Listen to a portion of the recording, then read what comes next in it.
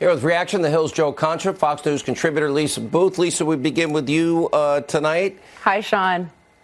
Real simple question. How is it possible that we have real good evidence that Hillary committed a felony and she tried to cover it up and get rid of the evidence? Then we have pretty big evidence that there was a premeditated fraud against FISA court judges to spy, yes, spy, on the Trump campaign. Then we have other information, real spying. Then we have information that they disseminated false Russian information with Hillary's dossier. Then we see that they used the dossier to try and bludgeon a president to undo a duly elected president.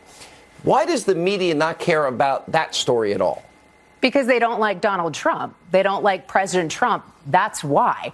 And what we're seeing right now is this coordinated effort, or seemingly coordinated effort, between the left and the media to try to undermine Attorney General Barr. And the reason being is because if you poison the well, it mitigates the damning information that's going to come. And we know that it's going to be damning because we even knew before the Mueller report that the FBI withheld critical information, that the fact that the DNC and Hillary Clinton were behind the funding of the dossier. But now we know that the dossier was complete garbage because of the Mueller report. There was no collusion. And even beyond that, the New York Times recently admitted that the dossier could even be Russian disinformation, yet it was used by the FBI multiple times to obtain FISA warrants. So what they know is that damning information is going to come, and they're trying to undermine Attorney General Barr.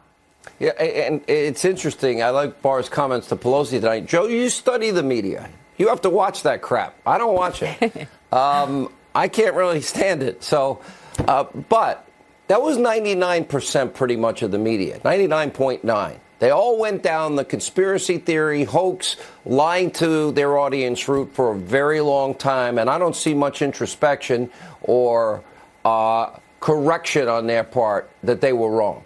Well, of course not, Sean. I mean, egos don't allow for apologies in these situations. That for 2 years we heard about Russia collusion. We heard about stories always going in the same direction. You never saw Democratic lawmakers and stories being wrong about them. It was always in the direction of Trump associates in terms of there is collusion. Here's our story. Here's the proof based on nefarious sources, bad sources, feeding information that reporters wanted to believe because they wanted this to be their next Watergate, the next Woodward and Bernstein in taking down a president. So they believed information that was fed to them that wasn't necessarily true. And look, the goal of journalism. Joe, they had a big story.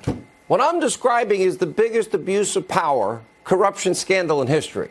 Mm-hmm. I would think that somebody has an interest in a Pulitzer. Now, I would argue the people that are on our ensemble cast here deserve it, but I'm prejudiced. John Solomon has been doing some excellent work from The Hill, for instance, and Sarah Carter, who you have on this show, yes. And maybe that will all pan out in terms of prizes, even though I'm pretty sure that a guy like John I'm pretty sure hell will freeze over, but go ahead. Yeah, first. So the old goal of journalism was to speak truth to power, to challenge power. And I would think that many journalists would be embracing the fact that Bill Barr and John Durham's efforts here in terms of looking in how the Russia investigation actually happened. But now what we're going to see instead, I'm afraid, is that John Durham's reputation is going to be attacked the same way Bill Barr's was, the same way Brett Kavanaugh's was. And his reputation is unblemished. I would think that won't happen here, but it probably Sean, can I just make one more point as well? If you want to look at the culpability of the media, look at the fact that James Comey knew that CNN was looking for a news hook to publish the salacious information in Christopher Steele's dossier. He did a private briefing with President Trump, That meeting leaked, and then it gave CNN and BuzzFeed the news hook to publish the dossier in full. So the media has been completely culpable in pushing this completely false narrative. And Comey's still getting town halls, which is remarkable. Yeah, exactly. I warned him, Jimbo, Mr. Patriot, Mr. Super Patriot, Mr. Virtue, you have the right to remain silent. I keep advising you, you're not listening to me. Thank you both. We appreciate it.